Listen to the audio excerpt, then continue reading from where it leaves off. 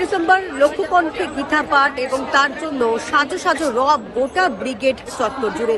যুদ্ধকালীন তৎপরতায় তৈরি করা হচ্ছে মঞ্চ এবং চতুর্দিকে সাজিয়ে ফেলা হচ্ছে গেরুয়া রঙে, এবং তারই মধ্যে আমরা দেখতে পাচ্ছি সন্ন্যাসীরা বিভিন্ন দেশের বিভিন্ন প্রান্ত থেকে তারা এসে হাজির হয়েছেন এই লক্ষ্যকণ্ঠে গীতা পাঠ অনুষ্ঠানের জন্য।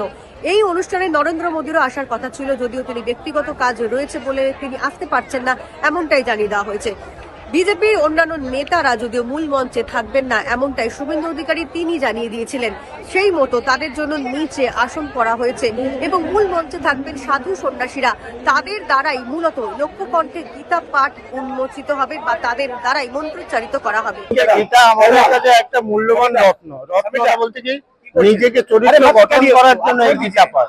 আর গীতা পাঠটা আমাদের সব ধর্মে আজকে সব বিদেশে বাংলার যে কোনো ইন্ডিয়ার ভিতরে গীতা নিয়ে অনেক চর্চা, অনেক রকম নিয়ে তার চিন্তাধারা প্রচার করেছে আজকে। তাই জন্য আমরা গীতা পাঠ আমরা 2022-এ ইস্কনে 6000 মানুষ পাঠ করে, তখন থেকে আমরা এক লক্ষ গীতা পাঠ আমরা ব্রিগেডে করবো বলে এই আমাদের চিন্তাধারা।